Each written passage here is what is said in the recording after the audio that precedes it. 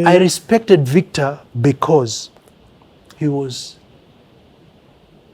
bold or strong, I don't know what word to use, enough to come and tell me that. Because I could see great potential in Five Alive, but uzungu mwingi ulikuwa umewaingia.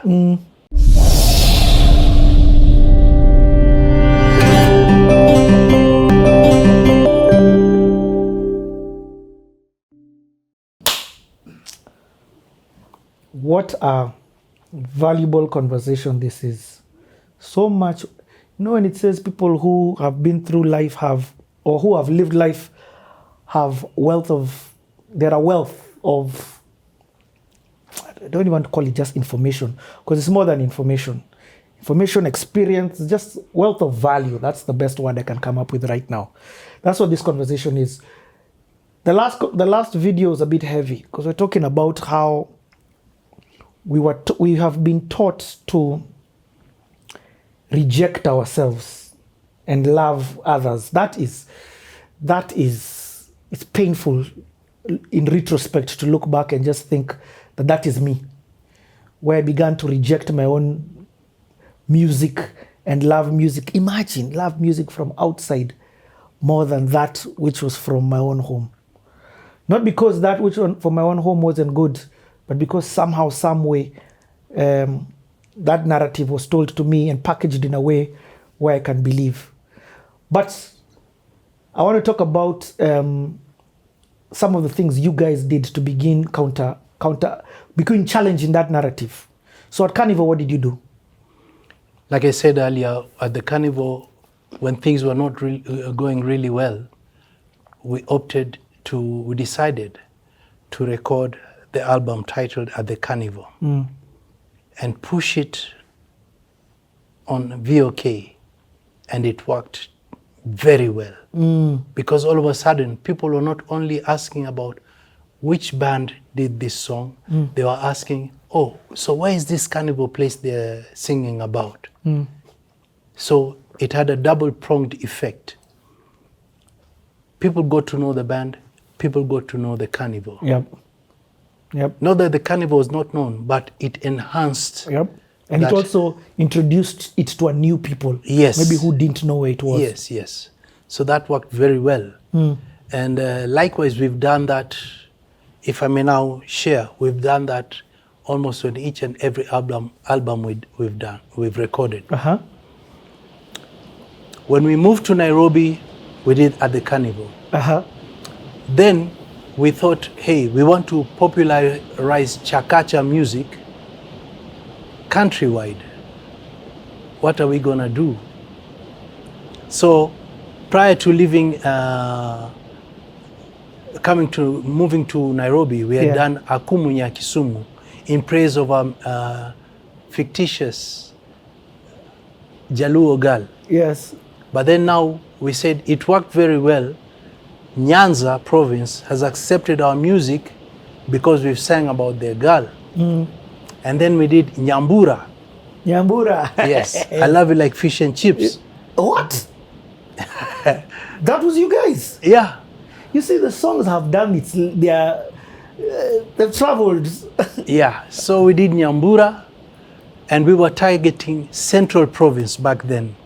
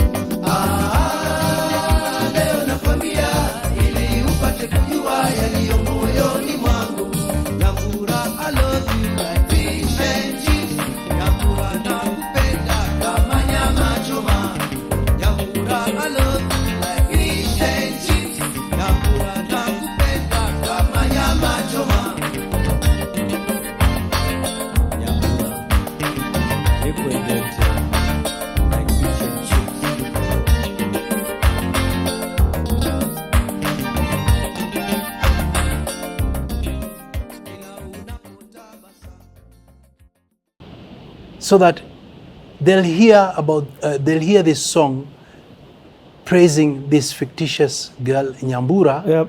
but the beat is not synonymous to what They're they used have. to. Yes. So we did that in a Chakacha version. And Nyambura was bushfire in Central. Yep. So we had captured 2 provinces with 2 songs. And that's what we've been doing. We did Carnival, Akumunya Kisumu, Nyambura, and we keep doing that every once in a while. From an event perspective, what events did you now begin to expand the audience that especially after leaving Carnival? I was hearing you saying something about events that you did, like Coast. No, before we left the Carnival, we had introduced the African night at the Carnival. And how did that, how did you go about doing that? We proposed to the management, and it was accepted after, a bit of back and forth. Because guys are like, come on, are guys really going to come and listen to? Yeah. And then we proposed the late Joseph Kamaru to come and do the opening of the African night. And the Carnival brought in Muratina, a local brew. And believe you me, it was sold out. Muratina was over, I think, before midnight. Because people come there to take the spirits and what have you, beer. But Muratina, with that horn glass, if I may call it, I don't know what they call it, it sold out within. And then by the time we left Carnival, we had already started the Coast Night at the Carnival. So we did one at the KICC, and then brought them to the Carnival, did 2, and then moved back the event to the KICC. So the Coast Night was the Mushrooms event? Yes. It was and is. It was and is. Yeah, and it became very big. What did we do? Coast Night, everything was coastal there. Attire, unaona makuti ukiingia at the entrance. Yes. We brought in palm wine. Yep. We brought chefs who were doing African cuisine. We brought bands from as far as Zanzibar, wow, Dar es Salaam, and the coast. So it was a purely coastal event. And we got audiences, revelers cut across, tribal lines and all. We unified people through that event. But do you know what I love with my momentarily my moment of sadness that I had? It was short-lived. I can be happy because this generation that is there right now, they are embracing their culture like crazy. I was at the Coast maybe last year for Christmas, and Coast, one of the days is an African night. The whole menu, everything about it, the waiters are dressed in that fashion, the music that's played, it's beautiful. So I feel like that love is coming back, and also within the city. When you're watching people doing their marriages right now, the way they are dressing, so there's that return to, I don't have to have a black suit, super, whatever. Guys are like, no, me, I want to wear my traditional outfit. Even in religion, it's happening. Guys I don't know if this one's a good or bad thing, but it's what's happening. Guys are like, yo, white man's religion, I put chill on the side. And I put white man's religion in quotes because it's not white man's religion. Yeah. I'm going back to my Mumbai and my God on the mountain. So I'm glad about the return to that from that perspective. There's like, not everything from the West is good. Yeah. Yeah, you could say, I would call it a renaissance of some sort. Okay. And I'm how happy. You summarized it all in one word. Yeah. And many youngsters are seeing that. But again, the biggest influence in urban centers for that renaissance, ironically, Wakanda, Yes. But it's good. It's for the good. We have such a rich heritage that if we exploit it to the fullest, we will rule the world. But then the one thing in music especially is you can't make something popular if it's being done by just one artist or one band. That is the fate of Chakacha music. When we started doing Chakacha music, Slim Ali, Ismail Jingo before us had recorded, but they were just isolated cases. So we come in, we started doing Chakacha music, Mombasa Roots joined in, the Forest People joined in, Safari Sound joined in. All of a sudden, Chakacha was popular throughout the country. Just close your eyes and imagine if out of Jamaica only Bob Marley did reggae. We would not be talking about reggae music. Yep. Tanzanians have bongo music. Yep. We tried to push the Chakacha narrative. Our peer bands stopped recording. We couldn't sustain it alone. But at that time, what music were you saying you guys were doing? Like what was, you know, the way you've talked about bongo, what were guys calling Kenyan music? There's never been a name for Kenyan music. Ever. We always said we are doing Chakacha music. Okay. And then when we came and did Zilizopendwa, our fans labeled us the Zilizopendwa band. You go. But wherever we go, we say our mainstay is Chakacha music. Chakacha. And all those songs that I mentioned. Yes. Ndogo Ndogo is yes. Chakacha, Akumu is Chakacha, Nyambura is Chakacha, and many others. You see? Okay. So you need that one genre, and this is not forced upon musicians. It has to evolve, where the majority of Kenyans will be doing that genre, and automatically it will start being recognized as the Kenyan sound. Okay. It's why for a moment Kapuka began to almost... Yeah, they tried. Kapuka was limited to... Yeah, like I said, we did that beat many years in 1987. Kapuka was very good. The only thing my good friends, the producers and the artists, should have thought beyond Eastlands or Nairobi. They should have pushed it to all corners of the country. Back then it was very popular. Yep. It would have caught on. Okay. But they somehow, knowingly or unknowingly, it was confined to Nairobi and its environs. You see? I get what you're saying. Yeah. Because a thing is successful in a city or a town, look at that as a ceiling. Break that ceiling. Yes. Yes. Very, very, very well put. It's why you guys came to Nairobi. Yeah. Yeah. If you stayed in Mombasa. If we stayed in Mombasa, I would not be on CTA today. We had reached the ceiling. We wanted to be known for our own music. And that's why we had to make that move. It was a risk we took, but a calculated risk after trying for all those many years. Yeah. And I think we all should be that daring. But my biggest desire before I leave this earth is for there to be a distinct Kenyan sound. You can't force, I repeat, you can't force artists to do that. It comes through evolution. I hope that evolution comes in very, very fast, because look what the Nigerians are doing. And people freak out today. They think Afrobeat started with Kinabana Boy and all. Afrobeat started with the originator, Fela Kuti. He was doing Afrobeat because he was alone. He didn't really catch on. He was big around the world. But he was alone. Yeah, he was alone. Then come Kinabana Boy, Kinanani, and they're doing it collectively. 100 people, 200 artists doing the same thing. Look at Afrobeat today. That's what Kenya needs. It's happening next door in Tanzania.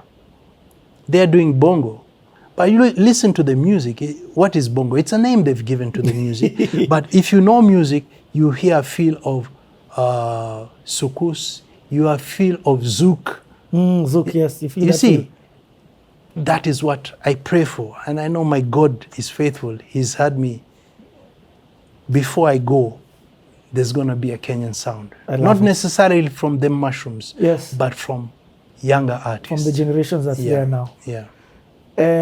I was about to mention and talk about your meeting with Sauti Sol, but because we had the 1990 right there, one of the other groups that you met was the Five Alives. Now we talk about that generation.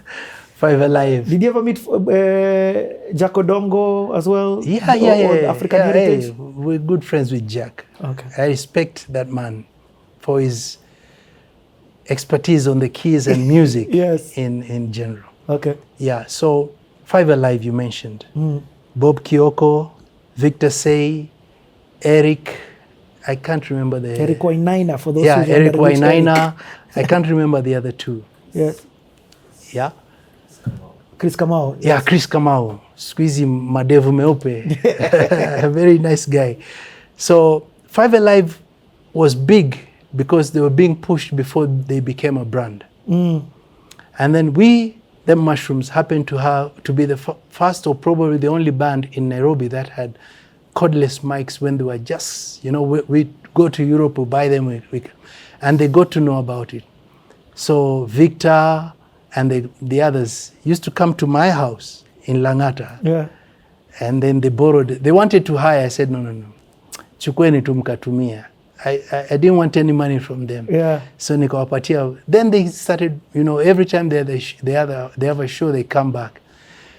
And they were endorsed. They got some endorsements and And then one day I said them, before they went off with the microphone, I told them, you guys, you're very lucky.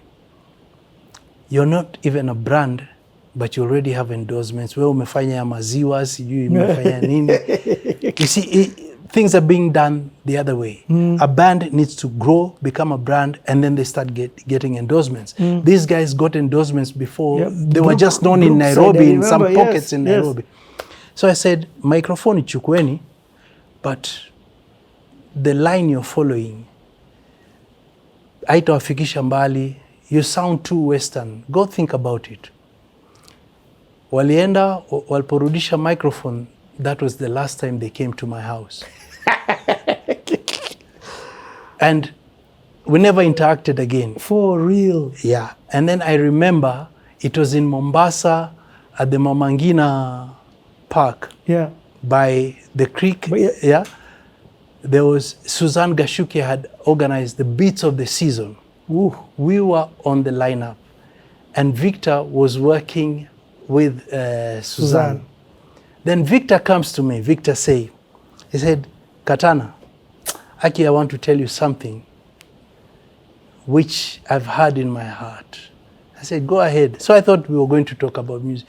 He said, you remember that day we came to your house to take the microphone for the last time?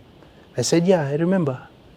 You remember what you told us? I said, I remember, because I had intended to do that. I wanted you to play grow in an African way, because you were sounding too much like the Western groups, He said, yeah. So Eric and I went to Berkeley, and our professor, or my professor, said the same thing in a different way. He said, some of this stuff you guys come here, you want to do, we have people doing it in the streets here in America. So bring us something from your home. Yeah. I respected Victor because he was bold or strong, I don't know what word to use, enough to come and tell me that. Because I could see great potential in Five Alive, but uzungu mwingi ulikuwa umewaingia. And I'm happy later on, while still at Berkeley, I won't say this is through what I had said. Yes. Eric came back and did, I think, Ritua Rakwa or something like that. Yes. That's a powerful story. You see? Yeah. So, me, I said, I'll tell you, not that I'm the best, but I think when you do, God gives people gifts or strengths. When I look at a song, I listen to a song, probably I know where to tweak it to get it somewhere. I look at talent, I know what to say to them. Not me, that's God-given. I'm right sometimes I'm wrong. But if I mention the number of artists that have done that too, many come back to me and say, hey, Katana, hii kitu uliniambia hivi na hivi, tulijaribu ilikuwa hivi. I thank God. Okay. Powerful story. Man, what a story. At this time, have you gotten a family? Have you gotten married? Bado. Oh, right now ni mziki. Bado mziki tu na raha lakini limited given the soldier behind us. Okay, let's then talk about your 90s, this era of your 90s. Yeah. But let me know your journey. How was that for you?